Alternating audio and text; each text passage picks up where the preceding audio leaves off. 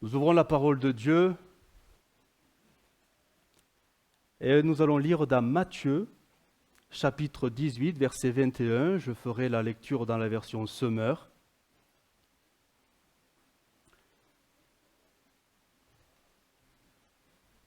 Matthieu 18, verset 21.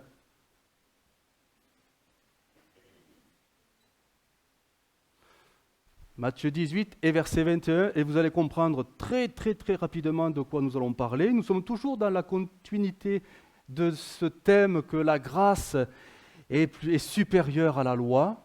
La loi disait que, mais Jésus dira, moi je vous dis que.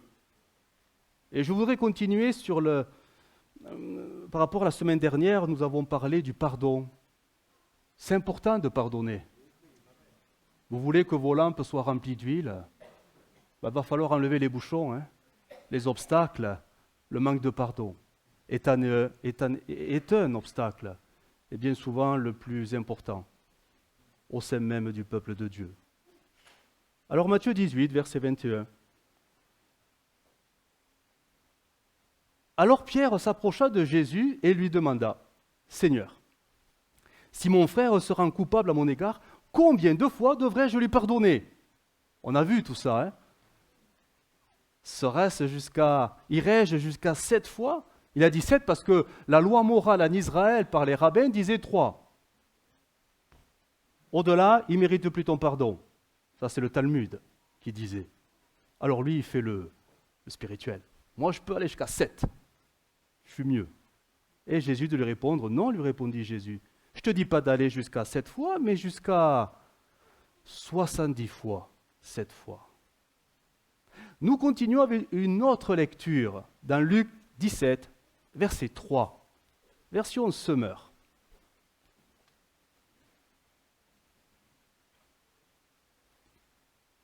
Luc 17 et verset 3.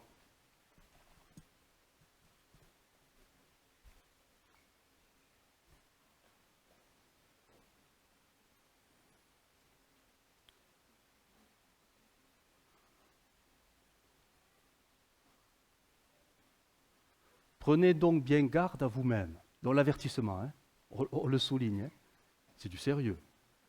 Si ton frère, ta sœur, s'est rendu coupable d'une faute, reprends-le. Et s'il change d'attitude, pardonne-lui.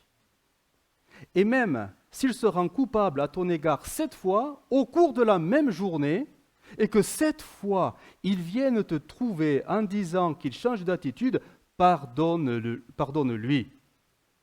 Et là, les seigneurs vont dire, plutôt les apôtres vont dire, Seigneur, augmente-nous. Oui, moi j'aurais dit l'amour. Parce que pour arriver à pardonner personne, Seigneur, donne-moi une dose d'amour supplémentaire. Nous allons parler du pardon. La semaine dernière, j'ai abordé ce thème-là, mais sous l'angle un peu de la science, l'angle un peu les bienfaits du pardon, reconnus maintenant par la médecine et tout cela, les 5 bienfaits. Je les récapitule très rapidement. Vous trouvez tout cela sur le site, du moins l'ancienne prédication, tout cela est à votre disposition. Pardonner aux autres, ça va nous apporter déjà pour soi d'être vrai avec soi. Ça évitera quelques dénis ou de faire comme si tout allait bien, alors qu'au fond, ça ne va pas. Il faut affronter les situations et être vrai déjà avec soi-même. Je ne reviens pas sur les détails.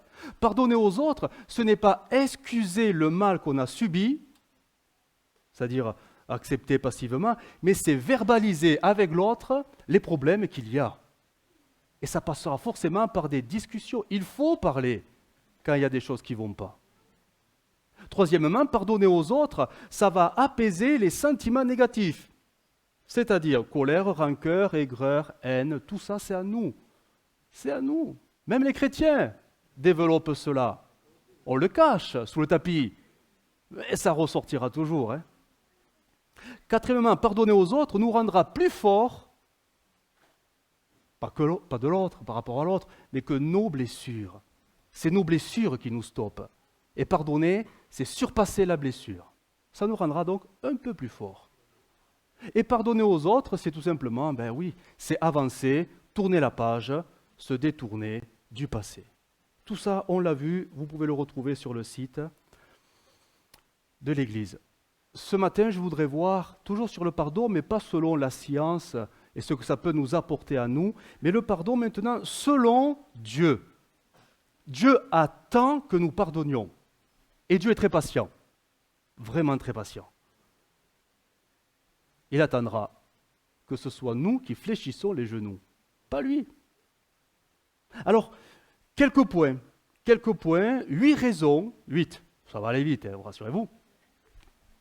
8 raisons pour lesquelles il est important de pardonner et de ne pas garder rancune. Est-ce que j'ai des rancuniers ici? Vous pouvez désigner si vous en connaissez, hein, allez-y. Hein. Ok. Bon, il n'y en a pas, ça va. Bon, je ne vais pas demander s'il y a des menteurs, parce que, bon, voilà, on éclaircit la voie, c'est bon. On y va. Premièrement, première raison pourquoi il faut pardonner, absolument. Pardonner aux autres parce que c'est tout simple, mais on l'oublie, hein, c'est une instruction de Dieu. Une instruction. Ce n'est pas un souhait, ce n'est pas un désir de Dieu, c'est une instruction. Quand on sait ce que veut dire le mot instruction, on pourrait y mettre un commandement. Et quand Dieu commande, il attend des autres, de son peuple, premièrement, une obéissance. C'est tout. Ça ne va pas plus loin que ça. Colossiens 3,13, il va s'afficher. Colossiens 3,13 nous dit: supportez-vous les uns les autres. Et si l'un a sujet de se plaindre de l'autre, mais ça peut arriver, hein? Ben oui, c'est normal, hein? Voilà l'instruction. Pardonnez-vous réciproquement. De même, et voilà l'argument, pourquoi? De même que Christ vous a pardonné, pardonnez-vous, vous aussi. L'argument, il est là. On ne parle pas de pardonner quand tu le sentiras, hein, quand tu seras bien. Non, tu le fais parce que Christ l'a fait pour toi. Ça fait taire toutes les discussions. C'est à lui à venir et patati, patata. Et stop! Je pardonne parce que Christ m'a pardonné. C'est même pas moi qui allais vers Christ, c'est lui qui est venu à moi. Je dois agir de la même manière. Il y a des versets, et c'en est un, hein, parfois des versets de l'Écriture, si vous lisez la Bible depuis quelques années, quand même, vous vous êtes rendu compte, il y a des versets, ils sont directs, ils sont tranchants. Et ça se passerait même de tout commentaire. Tellement c'est clair. C'est vrai qu'il y en a certains, ça demande une explication. Il faut comprendre le contexte, il faut comprendre... Oh là là, des fois on se dit, ouh... Mais il y en a, ils sont tellement limpides que... Pas besoin d'une prédication pour expliquer le verset. Tellement ils sont clairs. Oui, mais c'est nous. Ils sont clairs quand tout va bien. Là.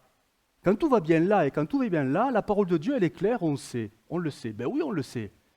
Mais quand c'est un peu la tempête autour de soi et qu'émotionnellement on est chamboulé, on est ballotté, on est offensé, on est froissé, on est vexé, eh bien là, on perd toute clarté. On perd toute lucidité. Et autant le verset, il était clair quand tout allait bien, maintenant que tout va mal, on ne voit plus. On ne voit plus l'instruction que Dieu maintient. Vous savez pourquoi? Parce que tout simplement parce que autant quand tout va bien, nos regards sont fixés sur la parole et on veut la vivre, la parole, mais quand tout va mal, notre regard se détache naturellement et notre regard se bloque, se fixe sur nos blessures. Et on ne voit que ça. Je vais pas bien, je vais mal. Et c'est normal de ne pas aller bien quand on est vexé. C'est normal. C'est normal de ne pas aller bien quand on a été offensé. C'est normal de ne pas aller bien quand on a été critiqué. C'est normal. Mais c'est là que ça va demander tout l'effort spirituel, de maintenir le regard, non pas sur ce qui ne va pas à moi, ma blessure, mais sur l'instruction de l'Écriture. Et ça, c'est un effort difficile, hein? C'est un effort. Il est dur cet effort parce que on est tellement fragile, mais tout le monde est fragile, hein, émotionnellement.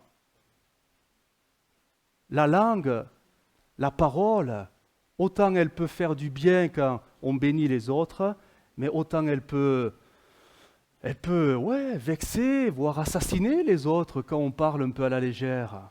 On ne voudrait pas, mais c'est malgré nous. Hein. Proverbe 12 dit « Qui parle légèrement blesse comme un glaive ». Et on se fait du mal. Et nous nous détournons de l'instruction de la parole de Dieu. Parce que nous regardons, nous focalisons à notre blessure du moment, notre vexation, ce qui ne va pas. On ne voit plus que ça. Alors oui, peut-être qu'on a des raisons de ne pas aller bien parce qu'on nous a fait du mal, mais rappelons-nous, vraiment, rappelons-nous que Jésus, le roi des rois, le Fils de Dieu, le Saint, avait toutes les raisons, toutes les raisons de nous en vouloir parce que nous avons offensé sa sainteté. Il aurait pu dire, mais ne t'approche plus de moi, tu es souillé par le péché. Et ça aurait été juste. Mais son amour a surpassé ce que nous étions, et c'est lui qui vient à nous pour nous dire, je te pardonne, si tu reconnais ton péché. Et nous sommes appelés à faire la même chose vis-à-vis des autres. Ceux qui nous ont froissés, vexés, offensés, s'ils viennent à nous, nous devons les accueillir avec le même amour que Christ nous a reçu. C'est une obéissance. Alors on pourrait se dire, oh c'est pas marrant d'être chrétien. Je suis obligé de pardonner. Ah, t'as presque compris. Pas tout à fait, mais je vais t'expliquer. Pourquoi le Seigneur nous commande-t-il cela? Est-ce que c'est pour nous ennuyer? Certainement pas. Est-ce que c'est pour nous mettre sous une forme de joug, d'oppression morale, spirituelle, où on ferait plus qu'on voudrait? Non, certainement pas. Mais Dieu sait très bien que parce que nous sommes que des hommes, et qu'à cause de nos émotions, de nos sentiments, si on s'écoute et si on se laisse vivre par cela, on ne peut que s'éloigner de Dieu. Ben oui, c'est sûr. Et Dieu, dans son amour, qu'est-ce qu'il veut? Il veut nous sauver. Alors il nous donne le moyen. Alors c'est vrai qu'il est direct. Si tu veux être sauvé, pardonne. C'est tout. Parce que Jésus sait très bien que si on ne pardonne pas, on ne sera pas pardonné. Donc comment peut-il nous le dire? Oh, qu'est-ce que j'aimerais que tu pardonnes aux autres. Non, il est directif, parce que notre vie, elle peut s'arrêter à tout moment. Elle peut s'arrêter à tout moment. Voilà pourquoi il faut considérer les instructions du Seigneur, non pas comme des options à court terme ou moyen terme ou long terme. Je pardonnerai dans 3 mois. Il faut que ça passe. Il faut que je digère. Non, arrête-toi. Parce que peut-être dans 3 mois, tu ne seras plus là. Pardonne aujourd'hui. Pardonne aujourd'hui. Si aujourd'hui vous entendez sa voix, pardonne aujourd'hui. Il est écrit dans Ésaïe, je le cite, 48, « Si tu étais attentif à mes commandements », il y a même l'exclamation, « Oh, si tu étais attentif à mes commandements, ton bien-être serait comme un fleuve et ton bonheur comme les flots de la mer. » Franchement, mais qui peut être heureux avec le non-pardon dans son cœur?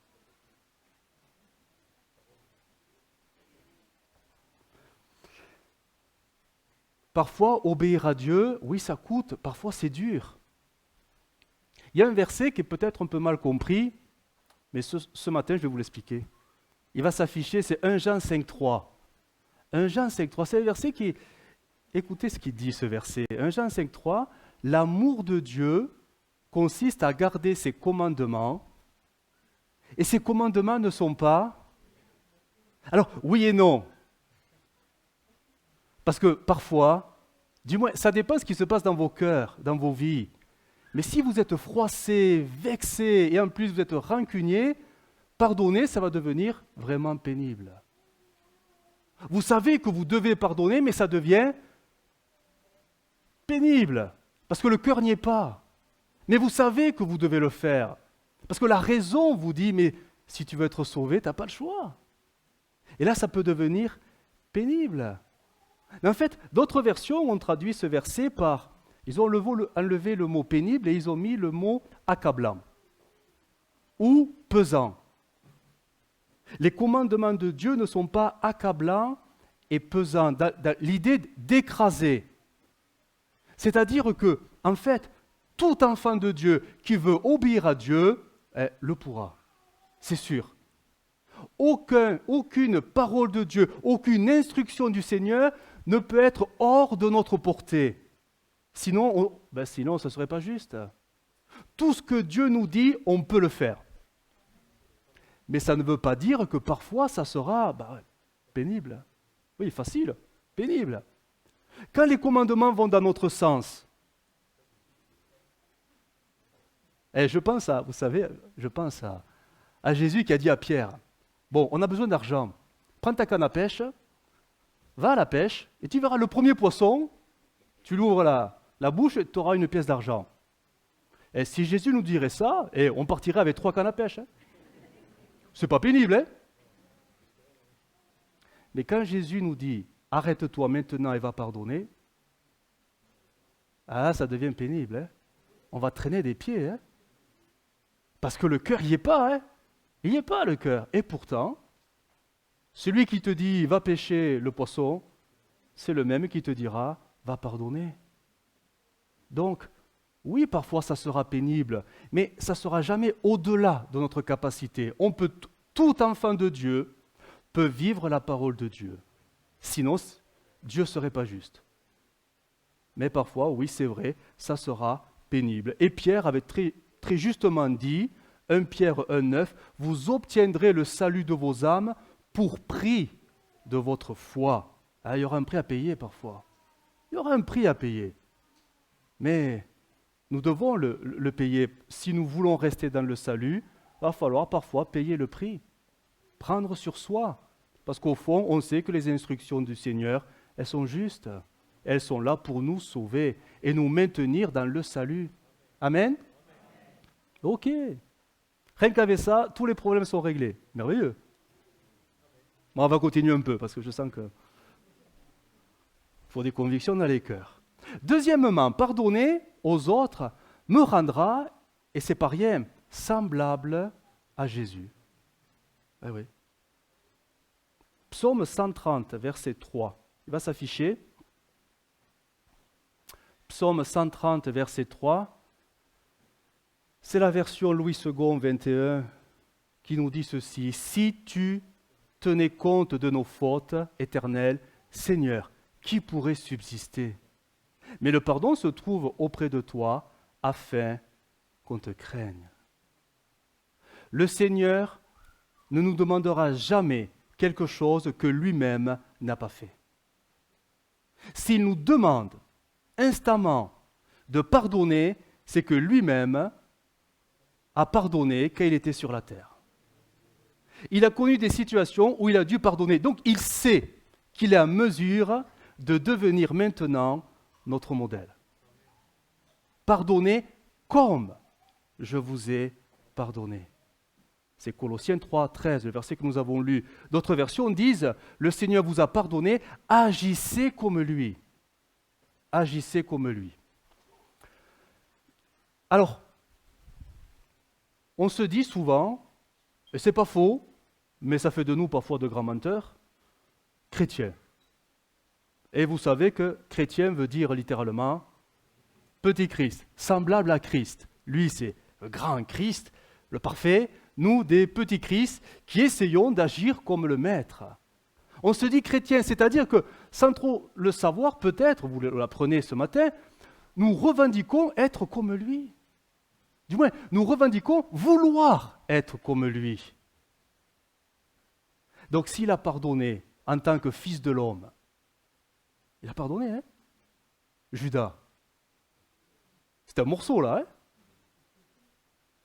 Souvenez-vous du moment de la dernière scène. Là, il fallait que Jésus n'ait rien dans son cœur, hein, pas de rancune. Hein? Sur la croix, Père, pardonne-leur. Pas rien tout ça, hein? Fils de l'homme, comme nous, mêmes sentiments, mêmes émotions, ça. Il pardonne. Et il devient notre modèle. Nous qui nous disons chrétiens, nous devons, je dis bien, nous devons d'agir comme Christ a agi sur terre. Il devient notre modèle. Et le rôle du Saint-Esprit, du reste, c'est de nous transformer de plus en plus comme lui, comme Jésus. Ce texte, il va s'afficher, vous voyez, 2 Corinthiens 3, 18, ces paroles vivantes. Nous contemplons comme dans un miroir la gloire du Seigneur. Ainsi, nous sommes constamment transformés d'après son modèle, pour lui ressembler davantage de jour en jour et refléter une image toujours plus fidèle. Sa gloire devient progressivement nôtre. Vous comprenez ce texte? Chaque fois que je pardonne à quelqu'un, je deviens un peu plus comme Jésus. Ben oui. Chaque fois que je suis capable de surmonter une offense, une vexation, une rancune, une amertume, je deviens de plus en plus comme Jésus. C'est ça les progrès évidents qu'on doit avoir les uns vis-à-vis des autres. C'est le Saint-Esprit qui fait cela à nous, mais avec notre consentement. Genèse 4 nous rappelle ce texte, je vais simplement le citer. Vous savez, Abel et Caïn. Ah, Caïn, il n'est pas bien. Caïn, il est vexé. Il est vexé parce que son offrande n'a pas été reçue. Ah, celle d'Abel elle était mieux. Ah, qu'un tel prix, toujours le même qui apporte le... Vexé, vexation. Je ne sais pas si vous êtes vexé ce matin, mais écoutez ce que dira Dieu à celui qui était vexé. Pourquoi es-tu irrité? Et pourquoi ton visage est-il abattu? Certainement, si tu agis bien, tu relèveras ton visage. Et si tu agis mal, le péché se couche à la porte et ses désirs se portent vers toi. Mais toi, domine sur lui. Nous pouvons dominer tous ces sentiments négatifs à nous. Je parle de l'enfant de Dieu. L'enfant de Dieu peut dominer tous ces sentiments qui sont là comme pour l'écraser encore plus. Si nous voulons ressembler à Christ, ça passe par ça. Amen. Surmonter les offenses par le pardon. Pas facile, hein? Mais on le peut, parce que nous sommes chrétiens. Car l'Esprit nous remplit. Troisièmement, pardonner aux autres pour s'éviter des problèmes plus tard. On investit dans l'avenir. S'éviter des problèmes plus tard. Marc 11, 25. Version Semeur, il va s'afficher. Je l'ai un peu mentionné, mais on va y revenir. Marc 11, 25. Quand vous priez, si vous avez quoi que ce soit contre quelqu'un, pardonnez-lui, pour que votre Père céleste vous pardonne lui aussi vos fautes. Mais si vous ne pardonnez pas, votre Père qui est dans les cieux ne vous pardonnera pas non plus vos fautes. On pourrait résumer ces versets par peut-être cet adage qui dit « Ce que tu sèmes, tu le récolteras un jour ». Si aujourd'hui tu refuses de pardonner, demain, tu ne seras pas pardonné, parce qu'on te fera ce que tu as fait. Et ça, quand on le hait, excusez-moi la familiarité, mais je vais quand même le dire, mais quand on le percute, on se dit, mais on a tout intérêt à pardonner. Mais j'ai tout intérêt à pardonner. Qui est assez prétentieux pour dire que demain, il n'aura peut-être pas besoin du pardon du Seigneur? Qui est assez arrogant pour dire, moi je ne fauterai plus, j'ai plus besoin du pardon de Dieu, parce que je resterai fidèle à Dieu, et même le pardon des autres, je n'en aurai pas besoin parce que je serai toujours bien avec tout le monde. Qui est suffisant pour dire ça? Personne. Peut-être qu'aujourd'hui tout va bien, mais demain, tu peux offenser quelqu'un, sans le vouloir. Il en faut peu pour s'offenser.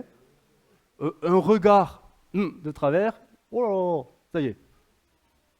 Et oui, mais si tu offenses quelqu'un et que tu refuses de lui pardonner, peut-être que cette personne plus tard refusera aussi de te pardonner.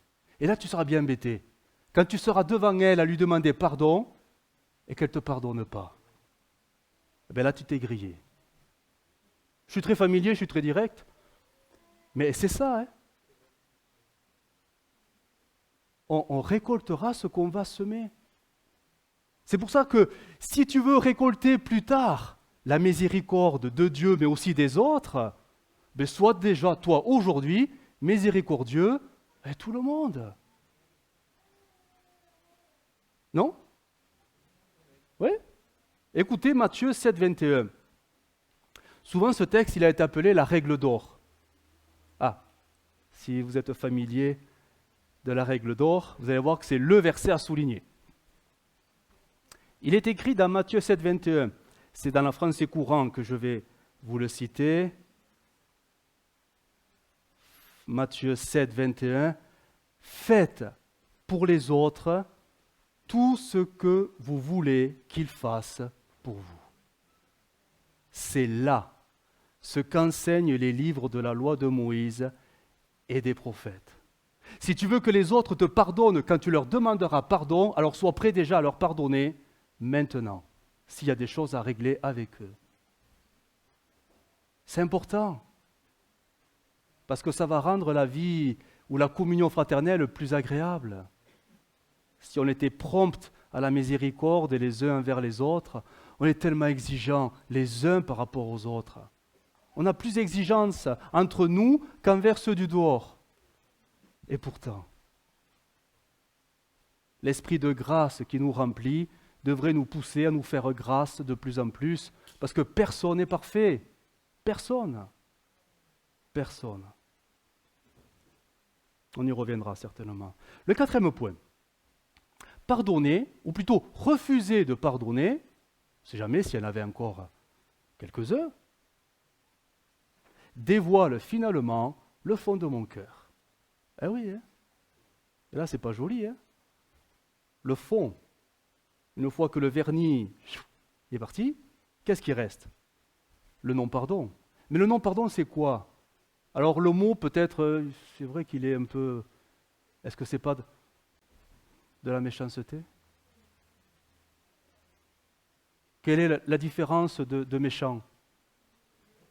Bon. Bah oui. Bah oui, vous avez compris. Matthieu 18, 32, ça va s'afficher. Matthieu 18, 32. Nous sommes dans une parabole, mais qui montre le contraste flagrant entre Dieu et nos cœurs un peu méchants. Alors le maître fit appeler ce serviteur et lui dit : « Méchant serviteur, je t'avais remis en entier ta dette parce que tu m'avais supplié. Ne devais-tu pas aussi avoir pitié de ton compagnon comme j'ai eu pitié de toi ? Et son maître hérité le livra au bourreau jusqu'à ce qu'il ait payé tout ce qu'il devait. C'est ainsi que mon Père céleste vous traitera si chacun de vous ne pardonne pas à son frère de tout son cœur. » C'est cette parabole où ce pauvre homme, il a une dette considérable. Et il doit la rembourser à son maître, mais elle est tellement, tellement importante qu'il ne peut que supplier son maître de lui faire grâce. Et son maître, touché dans son cœur, lui fait grâce. Ok, allez, on efface. Le bonhomme, il est soulagé, et on comprend. Il rentre vite chez lui, et là il rencontre un de ses compagnons, un de ses amis, qui lui doit une dette, mais insignifiante en comparaison des broutilles, des queues de cerises à côté. Mais quand son débiteur lui dit « Mais je ne peux pas te rembourser, je ne peux pas, fais-moi, attends un petit peu. » Et là, le bonhomme, il se met en colère. « Puisque tu ne peux pas me rembourser, je te mets en prison. » Oui, mais quand son maître va apprendre la dureté de son cœur, lui qui a reçu la miséricorde de son maître supérieur, n'agit pas de la même manière. alors il se mettra en colère et le fera livrer au bourreau. Tout ceci pour nous parler de quoi? Notre Dieu nous a pardonné une ardoise relativement importante, tous les péchés d'une vie. Il a effacé ça parce que Christ a tout accompli. Et nous, à côté, on est incapable de se pardonner parce qu'on s'est regardé un peu de travers. Incapable de se pardonner parce qu'on s'est vexé par une parole un peu glissante. Incapable de se pardonner parce qu'il m'a piqué ma place. Vous voyez, là, c'est disproportionné. Mais on en est là. Mais ça révèle quoi? Comme dit le parabole, le fond de mon cœur. Et oui, le mot on l'aime pas, mais la méchanceté de nos cœurs. Eh oui. Si on n'est pas bon, on est quoi? Ouais, méchant. Ouais, oui, c'est dur, hein? Nous avons besoin de pardonner, comme Christ nous a pardonné. 5e point. Refuser de pardonner aux autres, c'est se priver des bénédictions que Dieu a prévues pour nous. Et là, Dieu, il a prévu de belles choses pour nous. Mais je voudrais l'orienter vers quelque chose de particulier. Nous sommes tous, des bénédictions les uns pour les autres. Et des bénédictions vivantes quand nous sommes au contact des uns des autres. Oui. Parce que ce que j'ai reçu de Dieu, je peux le communiquer à l'autre. Et c'est étonnant de voir que l'Église, on n'est pas tous les uns sur les autres, mais c'est des familiarités, c'est des groupes, c'est bien, c'est pas bien, bref, mais c'est ça la vie de l'Église. Mais avec Dieu, il n'y a jamais de hasard. Ce que Dieu met sur ton chemin, c'est parce que Dieu l'a voulu. Dieu sait ce qu'il fait. Si tu es dans cette Église, c'est pas pour t'embêter que Dieu t'a mis là, non, c'est parce qu'il sait que ton contact, ta présence, ce que tu es, sera une bénédiction pour quelqu'un dans l'Église, voire pour plusieurs personnes. Ça donne un regard mais complètement différent sur l'Église. Je ne suis pas là par hasard, parce que c'était peut-être l'Église la plus près de chez moi. Non, Dieu voit plus loin que ça. Dieu voit les compatibilités qui deviennent des bénédictions dans la vie de l'Église. Il est écrit dans Marc 10, 18, il va s'afficher, français courant. Marc 10, 18.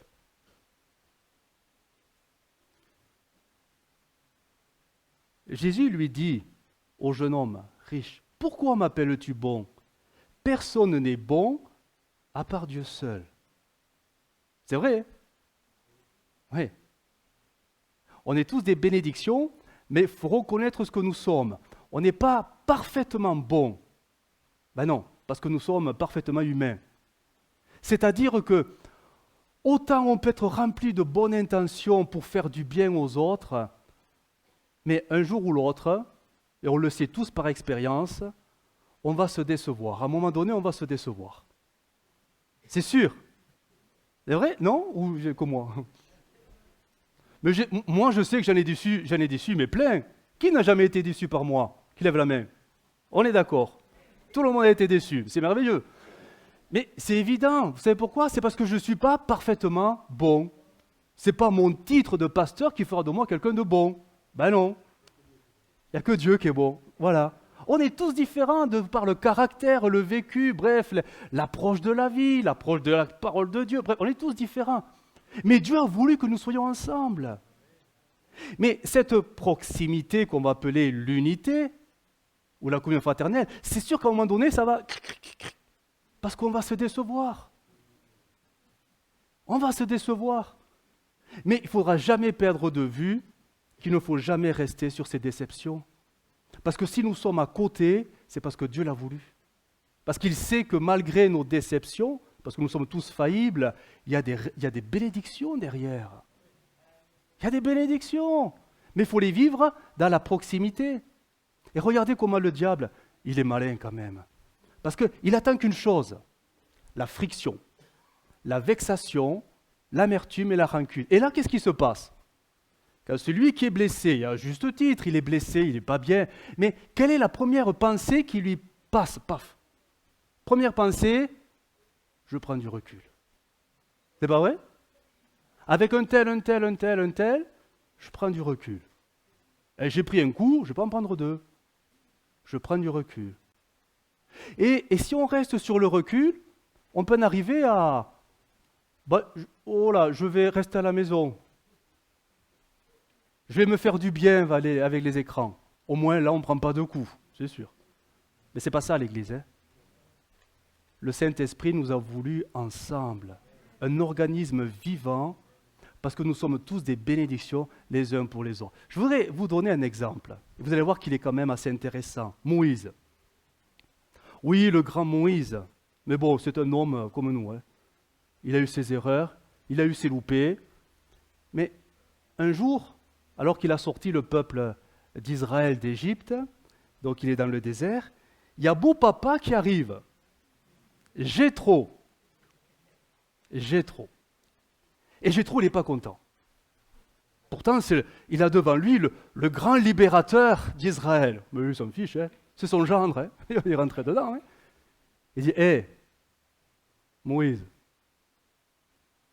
à la maison, j'ai Séphora, et j'ai tes fils là, tes marmots là. Ce serait bien que tu les récupères. Il a raison de dire ça. Le grand libérateur, et reviens sur terre, t'as ta famille, celle que Dieu t'a donnée, tu t'en occupes. Imaginez si Moïse, qui quand même a sur sa carte de visite maintenant grand libérateur d'Israël, j'ai vaincu Pharaon. Imaginez qu'il dise, mais dis donc, mais t'as oublié ce que j'ai fait? Mais de quoi tu te mêles? Mais tais-toi. Il aurait pu prendre la mouche, le bonhomme. Il aurait pu se vexer qu'on le ramène sur le concret de la vie familiale. Lui, le grand libérateur. Il aurait pu dire, mais attends, laisse-moi servir Dieu quand même, c'est plus important. Jéthro, non, hein. Tu t'occupes de ta famille. Donc il a dû avaler une grosse couleuvre, là, Moïse. Et imaginons que Moïse dise, bon Jéthro, merci d'être venu, tu peux repartir. Je veux plus te voir. Rentre chez toi. Il aurait pu dire, hein, ça arrive dans les familles. Hein. Là, le bouchon, on met les ponts, on brise tout, c'est fini. C'est fini. On se voit à Noël, une carte à Noël et on n'en parle plus. Il aurait pu couper les ponts s'il avait mal pris, s'il avait été vexé dans son amour-propre de grand libérateur d'Israël. Mais s'il avait fait ça, s'il avait succombé à cette pression, en supposant qu'il y avait cette pression, on ne sait pas, hein, mais s'il s'est laissé emporter par cette voix qui disait « Mais toi, tu es libérateur, lui, c'est que Jéthro, hein, c'est beau papa, tu le laisses de côté. » Est-ce qu'il ne se serait pas privé, quelques jours après, des précieux conseils que Jéthro va lui donner sur l'organisation même du pouvoir avec les 70 anciens? Qui lui a donné la bonne idée de déléguer? Qui lui a donné l'idée de tout simplement de choisir des hommes fidèles pour déléguer son pouvoir, son autorité, pour régler les affaires mineures? C'est pas Dieu? Ou plutôt, c'est Dieu au travers de Jéthro. Mais s'il avait mis à la porte le bonhomme, Moïse il s'épuiserait à régler tous les problèmes. Et ça, c'est quand même étonnant de voir que, au contact des uns et des autres, parfois Dieu nous parle. Mais si nous coupons les ponts avec les uns et les autres parce qu'il m'a vexé, parce qu'il patati patata, on se prive des bénédictions que Dieu avait prévues. Nous, on voudrait que Dieu nous parle directement, ou à la limite un ou deux anges, mais parfois Dieu nous parle tout simplement au travers de la communion fraternelle. Hein. Très simplement. Mais il ne faut pas faire le vide autour de soi. Ou si on est cloîtré à la maison parce qu'on a décidé de ne plus venir, parce que patati patata, eh bien il est temps de revenir parce que Dieu nous veut à l'intérieur, pas à l'extérieur. Amen? Ok, vous êtes bien, hein? Vous êtes un bon auditoire. Hein? Oh, oui. 6e point. Refuser de pardonner aux autres, ça va souiller mon âme et mon esprit. Salir, souiller. Éphésiens 4,30, français courant, on va le lire ensemble. Éphésiens 4,30.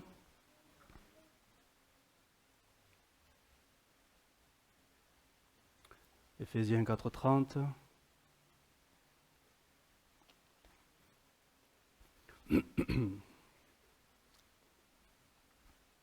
Et nous lisons ce texte qu'on connaît, du moins la première partie.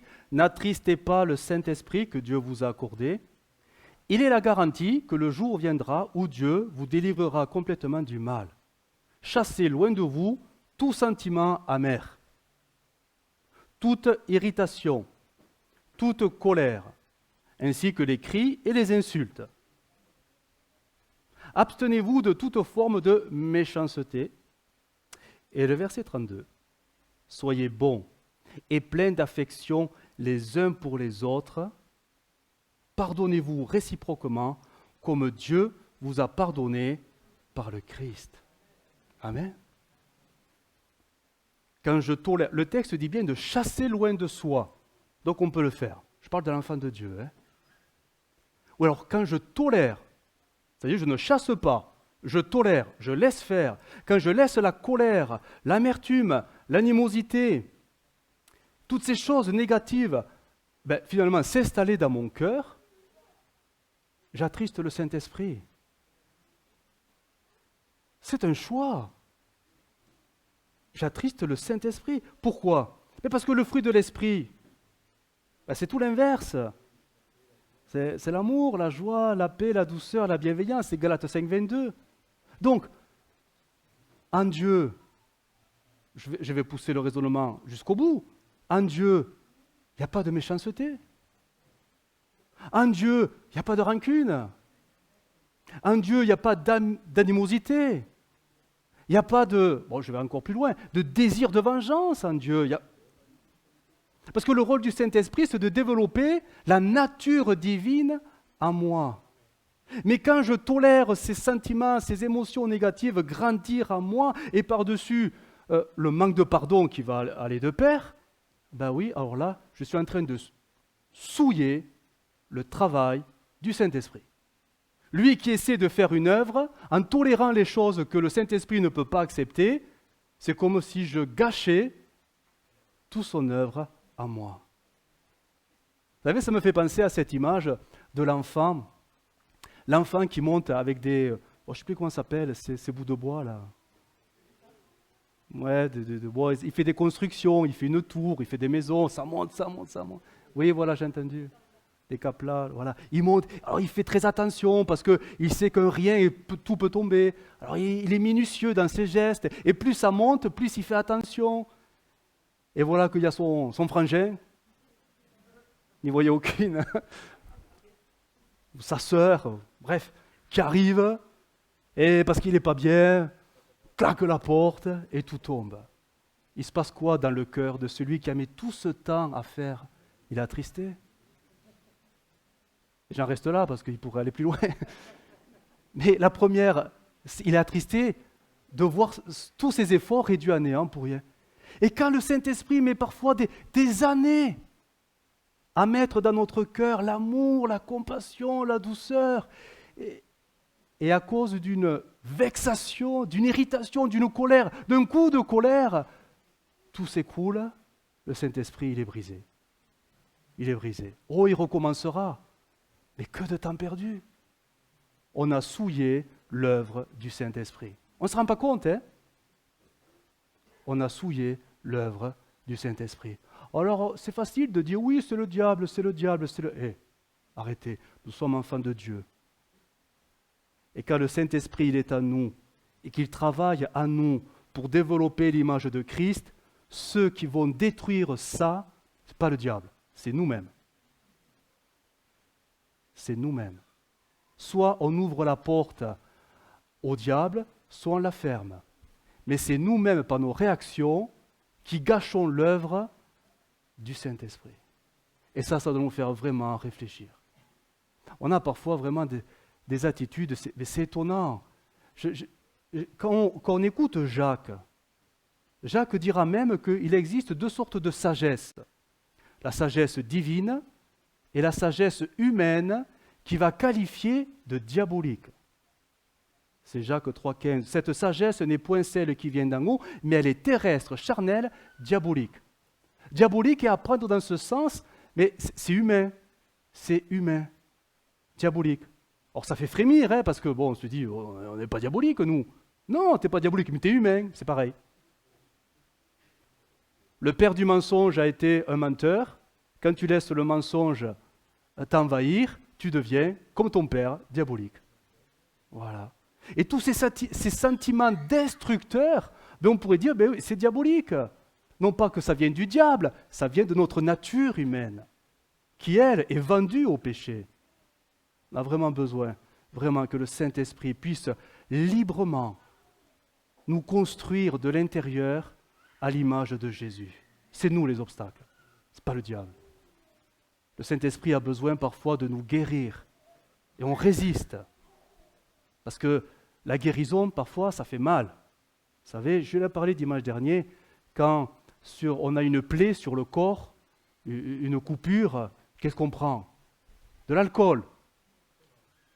L'alcool, c'est pour désinfecter. Mais quand vous le mettez sur la plaie, vous chantez les cantiques. Hein.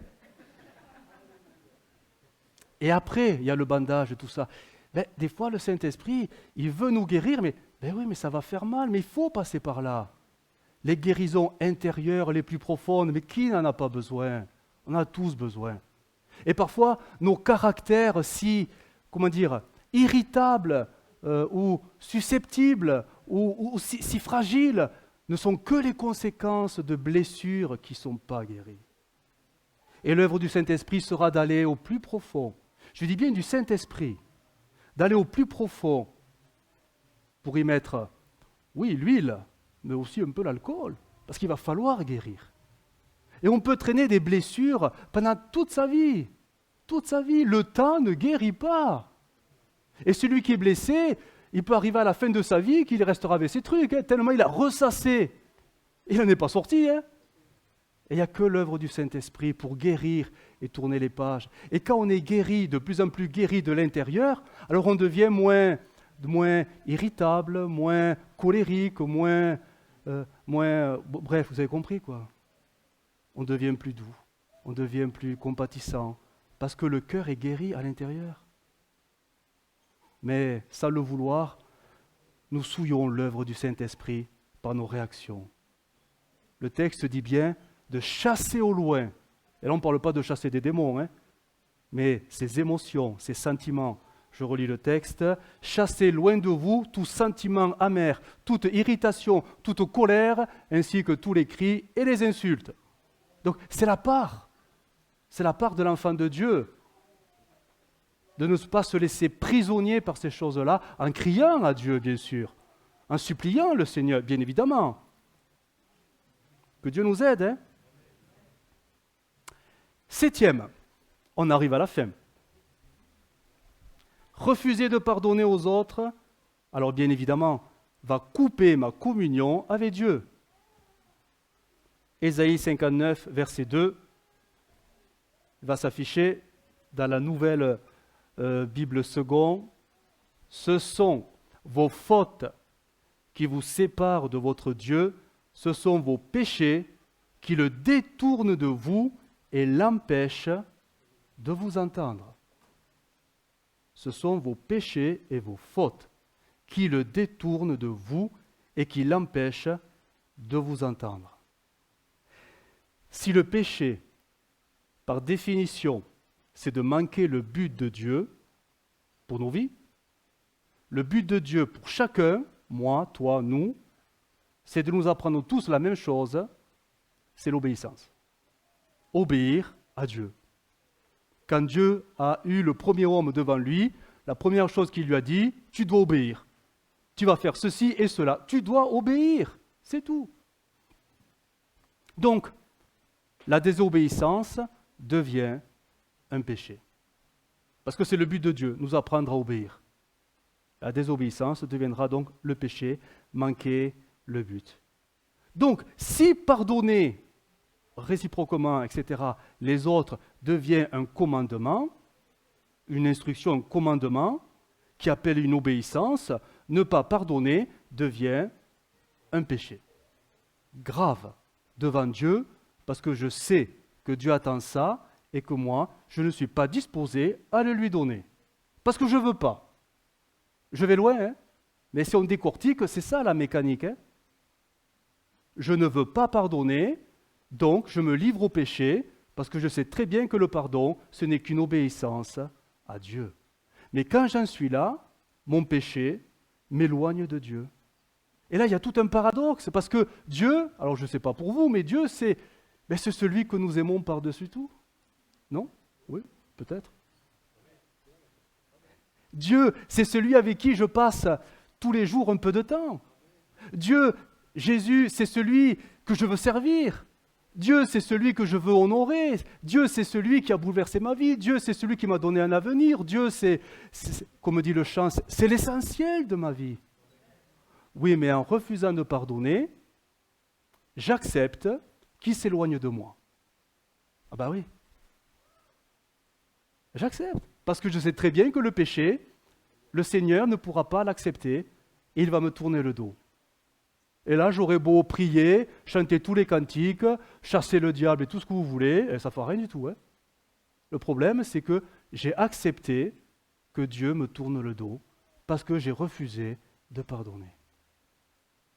Notez qu'il est dit, ce sont vos fautes.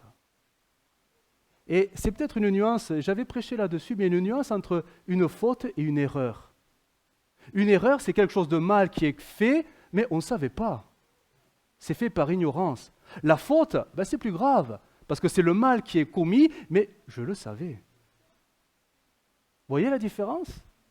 C'est pour ça qu'il ne faut pas généraliser tout, surtout pas. Mais là, on parle de faute.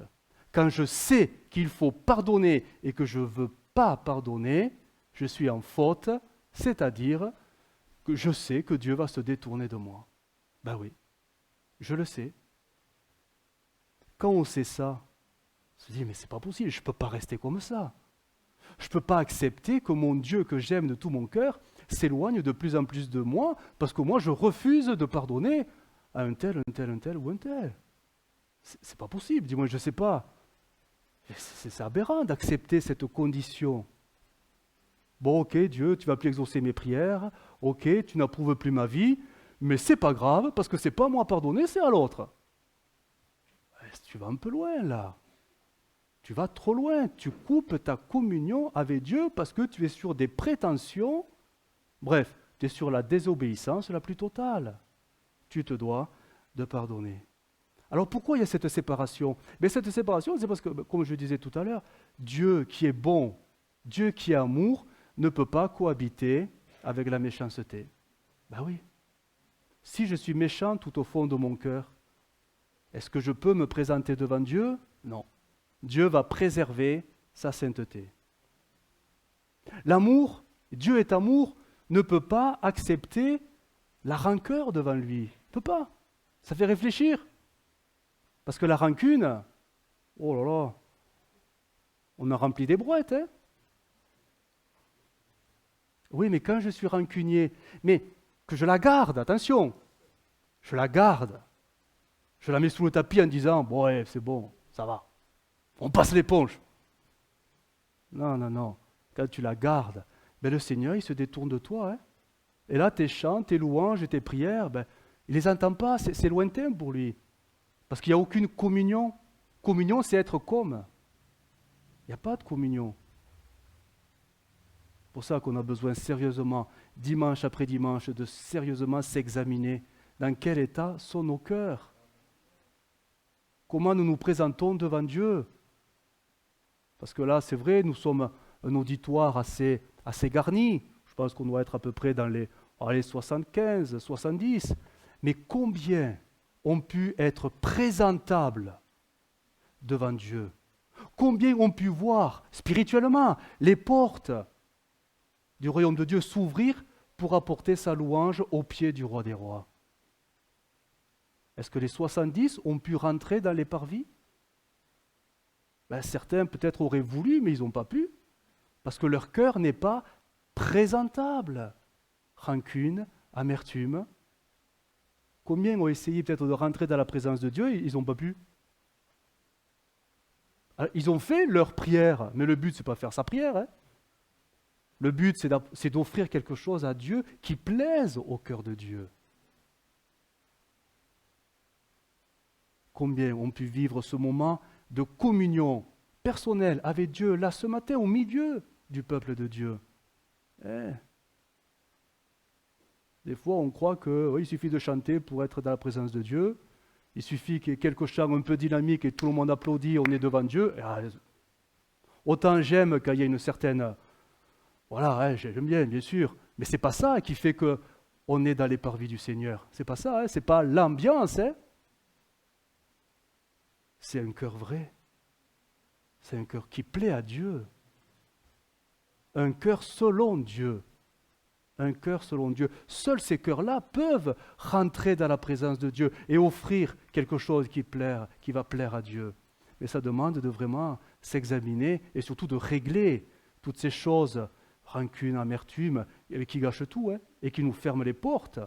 Qui nous ferment les portes. Que Dieu nous aide. Et dernier point. 8e point, pardonner aux autres. Alors, ça va de soi, mais bon, je le dis au cas où, ça va me rendre heureux. Oui, ça va me rendre heureux. Deutéronome 5, 29. Français courant, ça va s'afficher. Deutéronome 5, 29.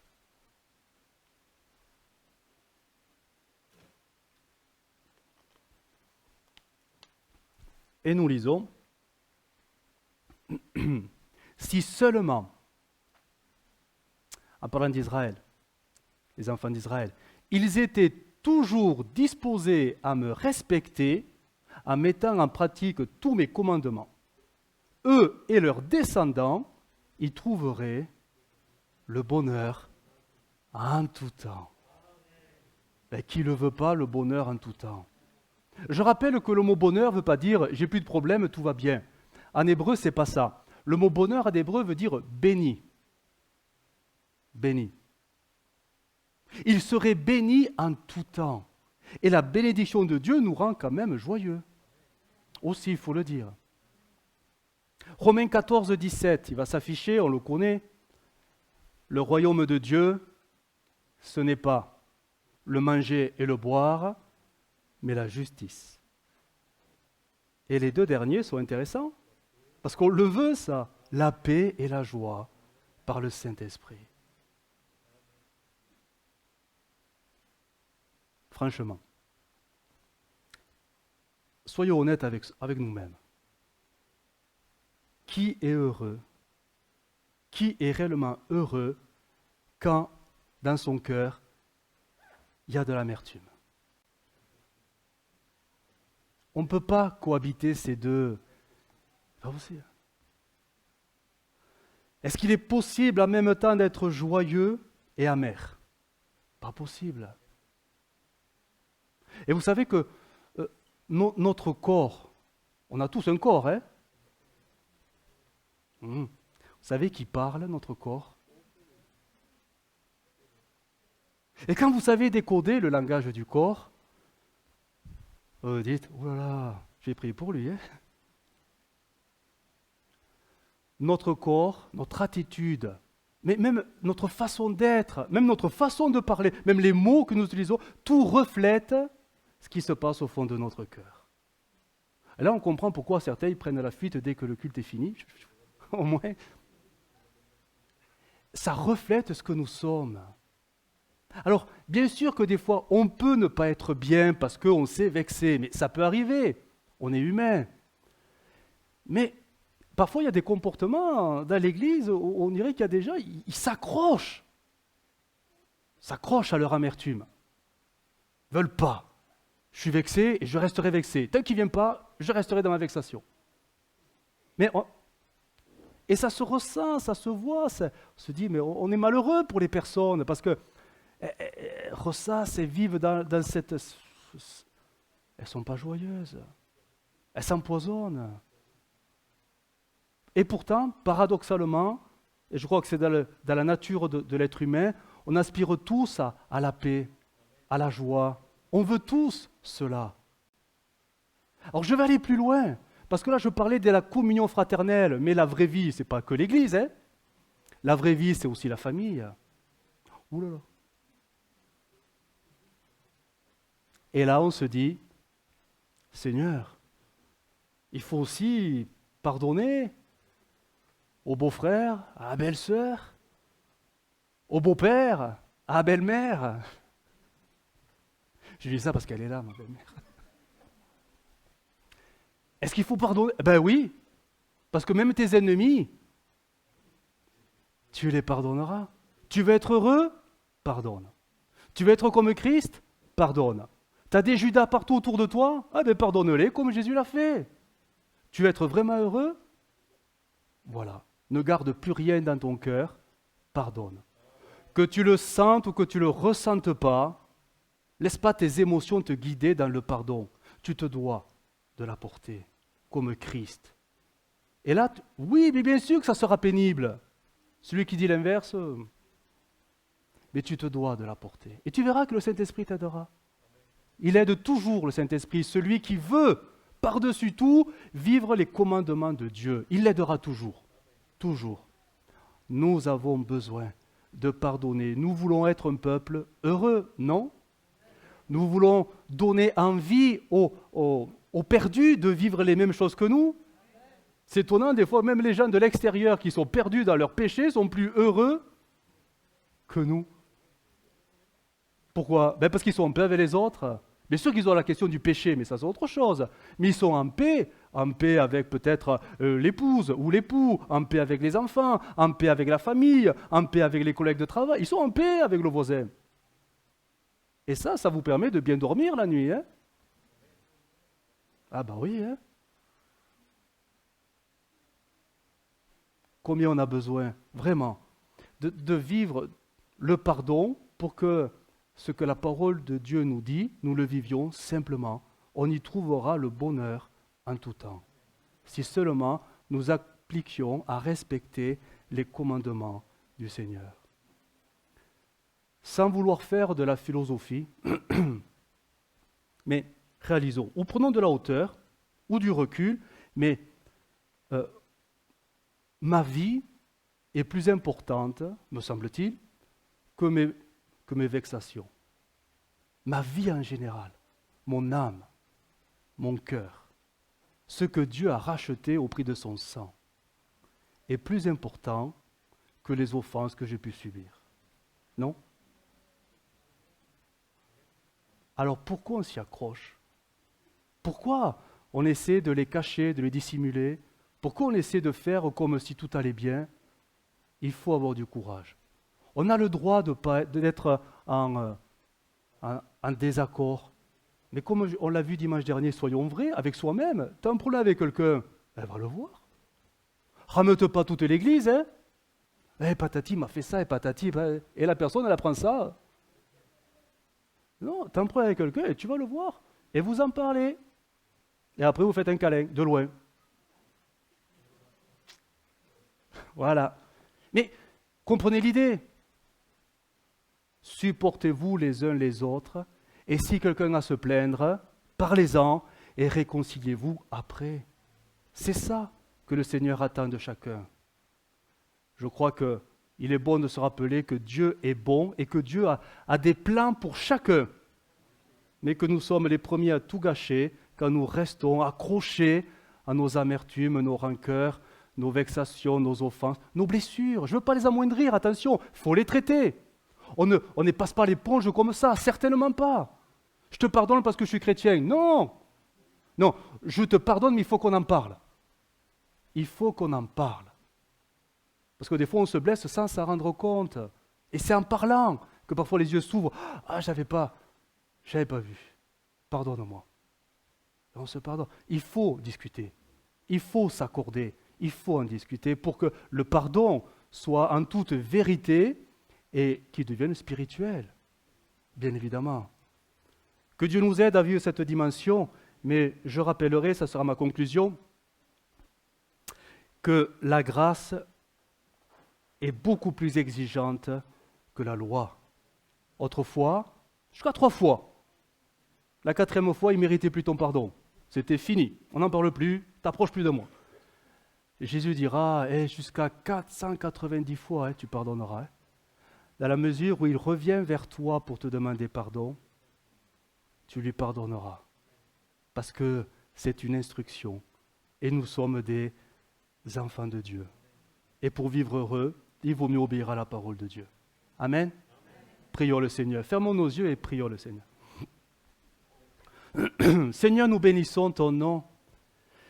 Et c'est vrai que devant cette question si délicate parfois, douloureuse parfois, ça devient pénible. Pénible de vivre ce commandement. Alors Seigneur, ce que nous te demandons, c'est de nous aider. Que ton esprit nous aide. Nous avons besoin que ton esprit nous donne les forces pour vivre ta parole de tout notre cœur. Seigneur, je te prie pour toutes les situations ici présentes, que ce soit dans la communion fraternelle, ou que ce soit dans la vie de chacun, ou la vie professionnelle ou familiale de chacun, que le pardon puisse être accordé généreusement, parce que tu nous as dit de le faire simplement. Seigneur, tu vois les blocages, les résistances, tu vois les justifications, tu connais toutes choses, mais Seigneur, viens nous aider. Que ton peuple soit libre, que ton peuple soit libéré de toutes ces chaînes, de l'animosité, de la rancœur, de l'orgueil, Seigneur, de cette colère, voire de cette haine. Viens nous libérer de nous-mêmes pour que nous puissions être comme toi, comme toi. Nous ne voulons plus souiller l'œuvre du Saint-Esprit, mais nous voulons nous laisser faire dans les mains du Saint-Esprit. Alors viens nous aider, Jésus. Amen.